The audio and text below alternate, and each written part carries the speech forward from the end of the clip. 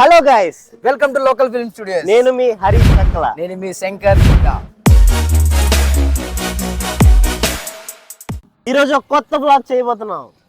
సింహాచలం. గంభీర సింహగ్రావ క్షేత్రావాస జయ సింహ దైత్యాంత విద్యుద్ఘాత వీక్షారూక్ష నరసింహ. ఇప్పుడైతే మేము రామనారాయణ నుంచి స్టార్ట్ అవుతున్నాం. మీరు కూడా మాతో పాటు వచ్చండి. Let's go. అలా మనకున్న మెంటల్ టెన్షన్స్ నుంచి రిలీఫ్ అవడం కోసం అలా సింహాచలం వెళ్ళి శ్రీ లక్ష్మీ నరసింహ స్వామి వారిని దర్శించుకుంటే ఏదో తెలియని ఒక పాజిటివ్ ఎనర్జీ అనేది మనకు వస్తుంది. చిన్నపిల్లల నుంచి పెద్దవాళ్ళ వరకు సింహాచలం దర్శనం అనేది ఒక సాంప్రదాయమైన పద్ధతిలో వస్తుంది. మన కల్చర్ ని కూడా కనెక్ట్ చేస్తుంది. ఆయన దర్శనం కోసం వెళ్తున్నాం అన్న ఆనందంలో ఎంత దూరం వచ్చామో కూడా మర్చిపోయాం. ఇప్పుడైతే మనం పద్మనాభ ఊర్లోకి ఎంటర్ అయ్యాం. ఈ ఊర్లో శ్రీ అనంత పద్మనాభ స్వామి వారి ఆలయం ఉందండి. చాలా ఫేమస్ టెంపుల్. ఈ టెంపుల్ ఈనాటిది కాదు, 600 సంవత్సరాల కిందటిది. ఇలాగ మెట్ల మార్గం కూడా కొండపైకి వెళ్ళడానికి కూడా దారి ఉంది. 1300 స్టెప్స్ ఉంటాయి.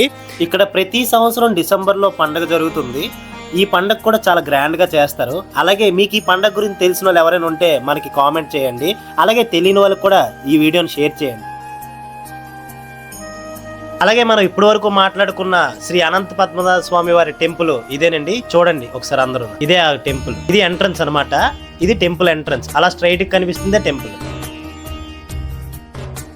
అలా ఇప్పుడు ఈ బ్రిడ్జ్ ఉంది కదండి, ఈ బ్రిడ్జ్ వాటర్ కనిపిస్తుంది కదా, ఈ వాటర్ మన తాటిపూడి నుంచి డైరెక్ట్ గా వస్తుంది అనమాట. ఈ వాటర్ ఇది వర్షాకాలంలో అయితే చాలా బాగుంటది. అలాగే ఇంకొంచెం అలా ముందుకెళ్తుంటే మనం సెంటర్ అనేది ఒకటి వస్తుంది. అదే నీలకుండీల జంక్షన్ అంటారు అనమాట. అక్కడ నుంచి రైట్ తిరిగితే మనం సింహాచలంకి దగ్గరకు వచ్చినట్టే. అదే ఇప్పుడు చెప్పాను కదండి, ఇదే నీలకుండీల జంక్షన్ ఎంట్రన్స్ అనమాట. ఇక్కడ నుంచి లెఫ్ట్కి వెళ్తే మనం ఆనందపురం వెళ్తాం. రైట్ సైడ్కి వెళ్తే మనం సింహాచలం పెందుర్తి రూట్ వెళ్తాం అనమాట. ఇది కనబడుతుంది కదండి, ఇక్కడ మనం అలా కొంచెం దూరం వచ్చిన తర్వాత ఇక్కడ లెఫ్ట్ తిరగాలి. లెఫ్ట్ నుంచి ఇంకా స్ట్రైట్ గా మనం మూవ్ అయిపోతే అడివరం జంక్షన్ కి ఎంటర్ అయిపోతాం. ఇదే అడివరం జంక్షన్. అడివరం జంక్షన్ నుంచి మనం అలా కొంచెం ముందుకెళ్తే ఆ శ్రీ లక్ష్మీ నరసింహ స్వామి వారి ఆలయంకి ఎంట్రన్స్ ఉన్న ఆర్చ్ కనబడుతుంది. అక్కడ నుంచి మనం పైకి వెళ్ళిపోతూ అలా పైకి వెళ్తుంటే లెఫ్ట్ లో మనకి అందరికి ఇష్టమైన శ్రీ ఆంజనేయ స్వామి వారి దర్శనం కూడా అవుతుంది. ఆయన దర్శించుకొని అలా మన కొండపైకి వెళ్ళి ఇక్కడ పార్కింగ్ దగ్గర ఏంటి, పార్కింగ్ దగ్గర మటుకు మోయన్ ఇంపార్టెంట్ బాబు, చేంజ్ పట్టుకోవాలి. ఎందుకంటే ఎవరి దగ్గర ఫోన్ పేలు ఉండవు. కింద మటుకు మనం హ్యాండ్ క్యాష్ ఇవ్వాల్సిందే. అలాగా కొండపైకి వెళ్తున్న కొద్దీ మాలో తెలియని ఉత్సాహం వస్తుంది. ఇప్పుడు మీకు ఇంకో కొత్తగా చెప్పాలంటే ఇక్కడ చాలా అప్డేట్ చేశారండి, ఇంతకు ముందు మీద కాదు. ఇగో లెఫ్ట్ లో కనబడుతుంది కదా, అది కొత్తగా మనకి వ్యూ పాయింట్ అనేది కడుతున్నారు. ఇదే అది. ఇక్కడ నుంచి మళ్ళీ అలా పైకి స్టార్ట్ అయిపోయి మిగతా అంతా మీకు వీడియో అనేది మీకు ఫుల్ గా కనబడుతుంది. అది మనం ఎప్పుడు అని వెయిట్ చేస్తున్న ఆ టెంపుల్ కి అయితే మనం అతి దగ్గరలోనే ఉన్నాం. శ్రీ లక్ష్మీ నరసింహస్వామి దేవస్థానానికి అయితే మనం ఎంటర్ అయిపోయాం. ఈ రోజు తొలి ఏకాదశి అవడం వల్ల చాలా మంది జనాలు అయితే రావడం జరిగింది. అక్కడ పార్కింగ్ కాదు, ఇక్కడ పార్కింగ్ అయితే చాలా బెస్ట్. ఎందుకంటే మనం దర్శనం చేసుకుని వచ్చిన తర్వాత మనం ఇక్కడ వెహికల్ తీసుకోవడానికి మనకు చాలా ఈజీగా ఉంటుంది.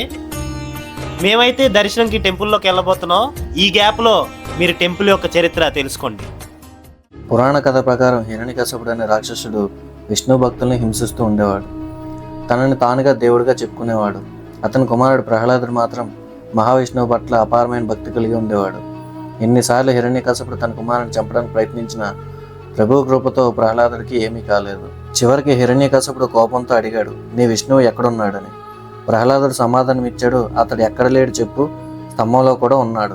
హిరణ్యకశపుడు ఆ స్తంభాన్ని కోపంతో కొడుతుండగా ఆ స్తంభం నుంచి ఉగ్రనరసింహస్వామి బయటకు వచ్చారు. అర్ధభాగం సింహం, అర్ధభాగం మనిషి రూపంలో ప్రత్యేకమయ్యేసరికి హిరణ్యకశపుడు భయపడ్డాడు. ఉగ్రనరసింహస్వామి వెంటనే హిరణ్యకశపుడిని హతమార్చారు. తర్వాత ప్రహ్లాదుడు ప్రభువు పాదాలకు నమస్కరించి ఆయన శాంతి స్వరూపంలో ఉండమని ప్రార్థించెను. ప్రహ్లాదుడు ఈ ప్రదేశంలో ఒక యజ్ఞం చేసి స్వామిని ప్రతిష్ఠించాడు. కాలక్రమేణా ఆ విగ్రహం మట్టిలో కూరుకుపోయింది. తర్వాత పునన్య అనే రాజు వేటకు వెళ్ళినప్పుడు ఆ విగ్రహాన్ని కనుగొని దాన్ని పునరుద్ధరించి దేవాలయాన్ని నిర్మించాడు. అప్పటి నుంచి ఇది ప్రసిద్ధిగాంచింది. చందనం కప్పబడిన నరసింహస్వామి పూజాభిషేకాలు పొందుతున్నాడు. స్వామివారి విగ్రహం ఎప్పుడూ చందనంతో కప్పబడి ఉంటుంది. ప్రతి ఏడాది వైశాఖ పౌర్ణమి రోజున మాత్రమే ఈ చందనం తొలగిస్తారు. ఆ రోజున స్వామివారి నిజస్వరూపం ఉగ్ర నరసింహ స్వరూపం దర్శనమిస్తారు. ఇది ప్రపంచంలో అరుదైన పుణ్యక్షేత్రం. అలాగే ఇప్పుడైతే విన్నారు కదా మీరు టెంపుల్ యొక్క చరిత్ర. అలాగే ఇప్పుడు టెంపుల్లోన మేము లైన్లో పడ్డ కష్టం మీకు చూపిస్తాను. ఈరోజు మొదటి ఏకాదశి అవడం వల్ల క్రౌడ్ అనేది ఇంతమంది ఉన్నారు. అది మేము వచ్చి ఒక హాఫ్ అన్ అవర్ పైన అవుతుంది లైన్ లో ఉన్నాం. బాగుంటాయి క్రౌడ్ ఎంత మంది, చాలా మంది మొత్తం కావాలి.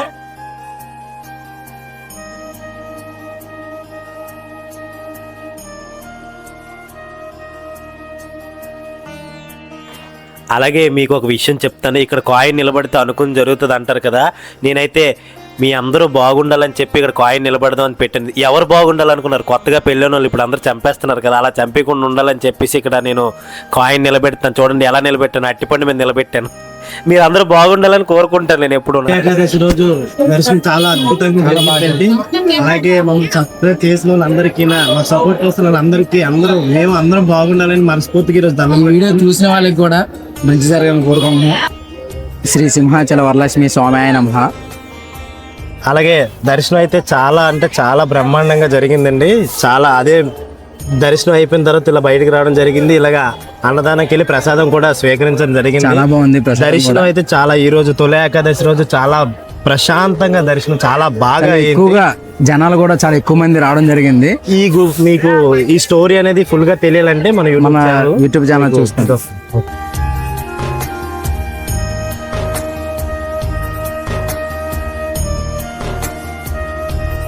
దర్శనం అయిపోయిన తర్వాత ఇప్పుడు రీసెంట్ గా ట్రెండ్ అవుతున్న మన వ్యూ పాయింట్ కి అయితే రావడం జరిగింది. అలాగే ఇక్కడ నుంచి వ్యూ అయితే చాలా అంటే చాలా బాగుంది.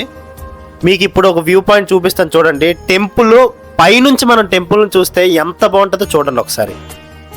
అలాగే మనకి ఇక్కడ నుంచి మొత్తం టోటల్ వైజాగ్ మొత్తం అందం అంతా ఎంత బాగా కనిపిస్తుంది చూడండి. అలాగే మనకి గుడిలోకి వెళ్ళిన తర్వాత ఎంత పీస్ ఆఫ్ మైండ్ ఉంటుందో, అలాగే ఈ ప్లేస్కి వచ్చిన తర్వాత కూడా మనకి మొత్తం మన మైండ్లో ఉన్న స్ట్రెస్ అంతా చాలా రిలీఫ్ అయిపోతుంది. నాకైతే ఇది బెస్ట్ అనిపిస్తుంది ఈ ప్లేస్.